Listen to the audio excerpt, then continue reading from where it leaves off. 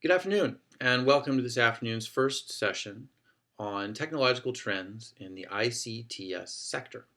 My name is Ken McCabe, and I'm a programmer here in the United States, and I'm here to introduce the related topics of cloud computing and high-speed broadband.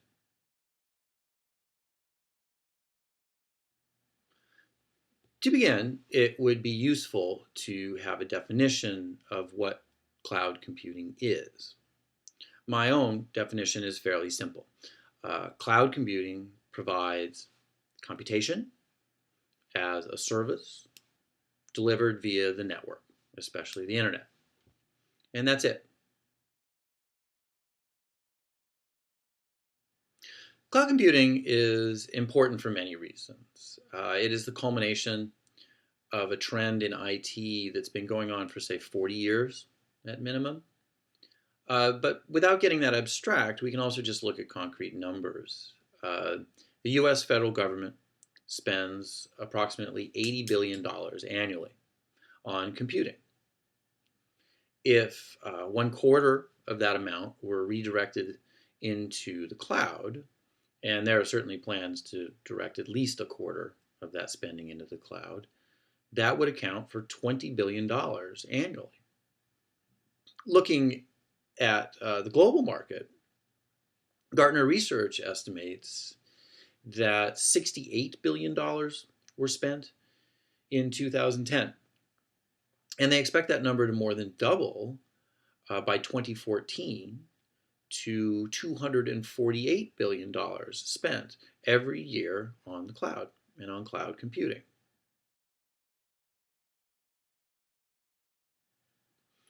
Cloud computing providers are essentially offering this great leap forward in ICTS. The benefits include reduced time, reduced cost, increased capacity, increased flexibility, and even new abilities through collaboration, for instance. But organizations also face significant risks in moving to the cloud. There are open questions about security standards, about privacy. On a more mundane level, there are questions about the reliability of the cloud. If business critical information is available 98% of the time through the cloud, that might not be accessible enough. In the end, this comes down to issues of control. Maintaining information systems within an organization is a known process. Maintaining information and processing outside of the organization is an unknown. That data might not be in the same state. It might not even be in the same country. What are the legal implications of this? So there is an enormous amount of work being done on public standards, guidelines, and regulations. If we take a top-down view, these guidelines and regulations are required to implement the high-level mandates that have been issued in the EU and in the US. These guidelines are far from complete, but they are important because they were going to feed directly into binding regulations and ultimately into legislation.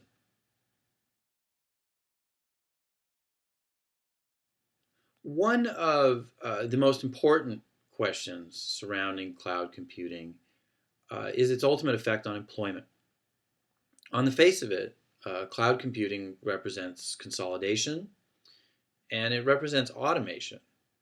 Now, these are developments that we would expect to reduce staffing requirements in the organizations that adopt cloud computing. Maybe. What we know is that cloud usage will increase. We know that even the most cautious organizations and departments will eventually move mission critical information into the cloud as confidence in that overall system grows. As standards and regulations are adopted and tested and then refined. But we don't know that increased utilization of the cloud uh, correlates with reduced IT staffing needs. Consider IT staff are charged with thinking strategically about about how to position the company within the larger technological universe. They're also tasked in thinking tactically, how best to implement that strategy. The answer may be to use the cloud, it may be to not use the cloud.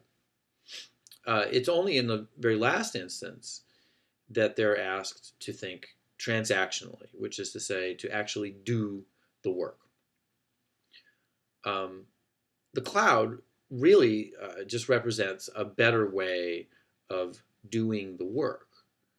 But the cloud is not going to make decisions for you or your organization.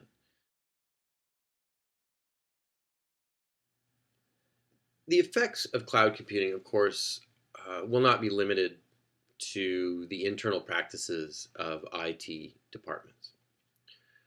Cloud computing is a component of our larger telecommunications infrastructure. Um, and as such, it's just one piece of a puzzle, one tool for achieving the larger social goals. Uh, those would be staying competitive in the global markets, expanding educational opportunities, promoting economic development in rural and inner city locations, expanding e-government initiatives for transparency and participation, improving public safety, lowering the cost of healthcare and bringing healthcare to larger populations, whether they be poor or disabled or senior, etc. All of these initiatives will benefit from cloud computing. Cloud computing is what I think of as the democratization of IT. Just as broadband brings communication to consumers, cloud computing brings computation to consumers. Um, at the same time that we're connecting all of these people and communities, we have to create the services that those people will connect with. Cloud computing makes that easier. It makes it possible to do things which are now either esoteric or prohibitively expensive. To conclude, then, I would briefly make three recommendations. First, continue to monitor and participate in the regulatory and legislative processes.